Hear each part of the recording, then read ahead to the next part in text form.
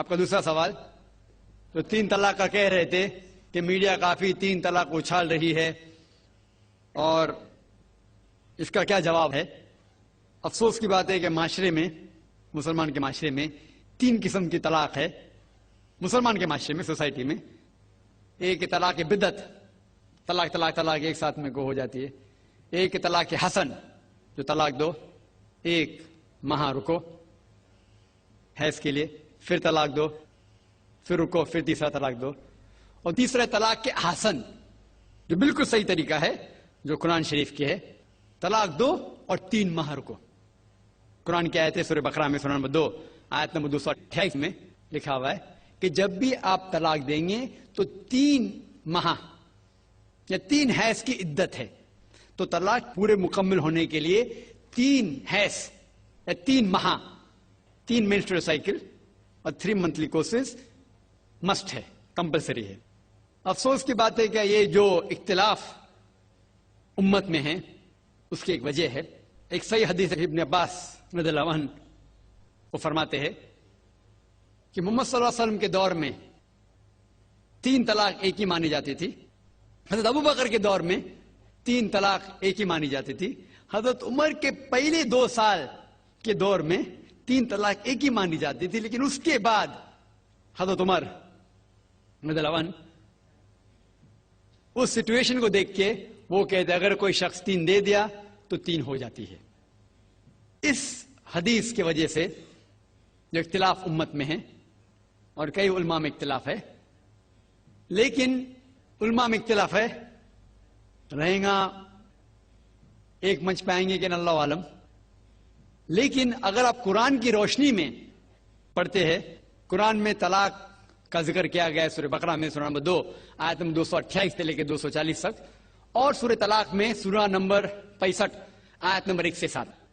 جو قرآن مجید میں طلاق کا ذکر ہے اس کے اندر یہ ہے کہ کبھی کوئی ڈفرنس آف اوپینین، کوئی جھگڑا ہو جاتا ہے شوہر اور بیوی میں، تو پہلا شوہر بیوی بیٹھ کے بات کرے. ایسا نہیں کہ بیوی نے نمک زیادہ ڈال دیا اور طلاق طلاق طلاق کہہ دیا اور طلاق ہو گیا. اگر بیوی میں نمک زیادہ ڈالا، بولے آپ کو نمک کم چاہیے، معاملہ سلجھ جائے گا، بیٹھ کے بات کرو. پھر بھی بات نہ بنے تو اللہ تعالیٰ فرماتا ہے سورہ نساء میں، سورہ نمبر 4 آیت نمبر 35 میں کہ آپ کے درمیان ایک حکم رکھو، ایک آربیٹر بیوی کی طرف سے، ایک آربیٹر شوہر کی طرف سے. مطلب آربیٹر حکم کہتے ہیں، آربیٹر کو حکم رکھو بیوی کی طرف سے اور شوہر کی طرف سے، اور معاملہ کو سلجھا لو. پھر بھی اگر بات نہیں مانے تو آپ پھر طلاق دے سکتے ہیں. تو طلاق دیتے ہیں تو کئی اس کے کرائٹیریاز ہے کہ حیض کے وقت طلاق مت دو، جب آپ غصے میں طلاق مت دو، شراب کی حالت میں طلاق مت دو. اس کے بعد جب طلاق دیا جاتا ہے تو 3 ماہ رکنا چاہیے. طلاق کے احسن ہے جو بالکل صحیح طریقہ ہے. طلاق دو اور 3 ماہ رکو، اور 3 ماہ کے اندر اگر آپ رجوع کرنا چاہتے ہیں اپنے بیوی سے تو رجوع ہو سکتے الحمدللہ. اگر 3 ماہ تک آپ سمجھتے نہیں مجھے میرے بیوی سے الگ ہونا ہی چاہیے، تو 3 ماہ کے بعد عدت گزرنے کے بعد آپ دونوں میاں بیوی نہیں رہتے، آپ الگ ہو جاتے. لیکن اس کے بعد اکثر مسلمان بھی نہیں جانتے یہ قرآن کی آیت کیا ہے. قرآن شریف میں لکھا ہوا ہے سورہ بقرہ میں، سورہ نمبر 2 آیت نمبر 232 میں کہ اگر وہ شخص اپنی پرانی بیوی سے پھر سے شادی کرنا چاہتا ہے تو مت روکیے.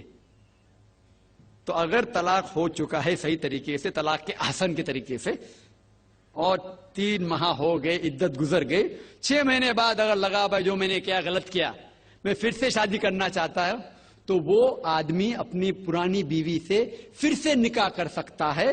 لیکن نیا نکاح نیا مہر، نیا نکاح نیا مہر جو کئی مسلمان نہیں جانتے.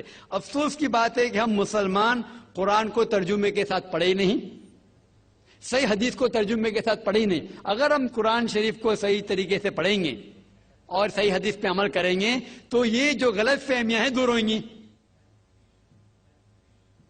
اور پھر سے اگر شادی ہوئی، پھر سے آپ ساتھ میں رہ سکتے، پھر سے پرابلم ہوا تو پھر طلاق دو، پھر 3 ماہ رکو، پھر سے الگ ہو جاؤ، پھر سے آپ چاہتے پھر سے شادی کر سکتے. 3 بار جائز ہے، تیسری بار آخری بار ہے، اس کے بعد آپ پھر سے شادی نہیں کر سکتے جب تک وہ دوسری کسی سے شادی نہیں کرے۔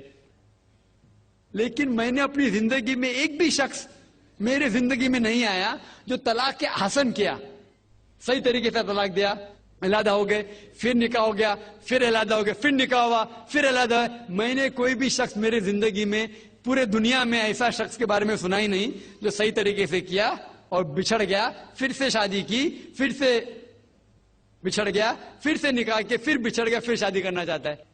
اگر آپ صحیح طریقے سے قرآن کے اوپر عمل کریں گے تو یہ نوبت آئیں گی نہیں۔ اور کچھ لوگ جو اسلام کو مذاق بنائیں اور کیا کہتے کہ اچھا اگر ایک ساتھ میں دے دیے، 3 طلاق دے دیے، ہو گئی، ابھی کیا حلالہ کرو۔ قرآن کہتا ہے 3 طلاق ایک ساتھ میں بھی دیں گے تو ایک ہی ہوتی ہے۔ محمد صلی اللہ علیہ وسلم کے وقت میں 3 بھی ایک ساتھ میں دینا ایک ہی ہوتا تھا۔ حضرت ابو بکر کے ٹائم میں بھی 3 طلاق ایک ہی ہوتا تھا۔ حضرت عمر کے دور میں لوگ جو کہتے 3 طلاق 3 ہوتی ہے، کئی علماء کہتے ہیں کہ ان نے یہ اپنے فتوے پہ رجوع کیے اور انہیں افسوس تھا کہ یہ فتویٰ انہیں دیے، اور کئی لوگ کہتے نہیں ان کا فتویٰ صحیح تھا۔ اس میں امت کا اختلاف ہے، لیکن اگر قرآن کی روشنی میں دیکھیں گے تو 3 طلاق ایک ساتھ میں بھی دیں گے تو ایک ہی ہوتی ہے۔ حضرت عمر کے دور میں رضی اللہ عنہ انہوں نے کہا تھا کہ ہم اسے کہہ نہیں سکتے، کیا وہ غلط ہے، لیکن علماء یہ کہتے ہیں، مثال تو ابن تیمیہ، شیخ ابن تیمیہ، وہ کہتے ہیں کہ یہ حضرت عمر میں اللہ بھی پلیز رضی اللہ عنہ، وہ محمد صلی اللہ علیہ وسلم نے جو کہا اس کے اوپر نہیں ہے، اسی لیے ہمیں بات ماننا چاہیے قرآن اور اللہ کے رسول کی۔ اس کے اندر حضرت عمر میں اللہ بھی پلیز رضی اللہ عنہ انہوں نے رجوع کیا، اسی لیے وہ کہتے کہ 3 طلاق بھی ہوئیں گی تو ایک ہی ہوتی ہے، 3 نہیں ہوتی۔ اس میں امت کا اختلاف اس لیے ہے کہ ہم نے قرآن پڑھے ہی نہیں۔ ہم اگر قرآن پڑھیں گے صحیح طریقے سے اور جانے، کئی لوگ یہ سمجھتے ہیں کہ طلاق کے لیے 3 بار بولنا ضروری ہے، اگر 3 بار نہیں کہیں گے طلاق ہوتی ہی نہیں۔ وہ ان کی نادانی ہے، وہ ان کی جہالت ہے۔ تو ہمیں کیا کرنا چاہیے؟ یہ میڈیا اچھال رہی ہے، ہم مسلمانوں کو یہ طلاق کا طریقہ جو صحیح طریقہ ہے طلاق کے حسن، اس کو عام کرنا چاہیے اور یہ کہنا چاہیے کس بنیاد پہ طلاق دی جا سکتی ہے، کب دی جا سکتی ہے، کیسے موقع پہ دی جا سکتی ہے، دینا چاہیے کہ نہیں۔ تو یہ سب اگر ہم مسلمان عام کریں گے تو انشاءاللہ یہ اختلاف جو امت میں ہے وہ نہیں رہیں گا، اور میڈیا اسے اچھال رہی ہے۔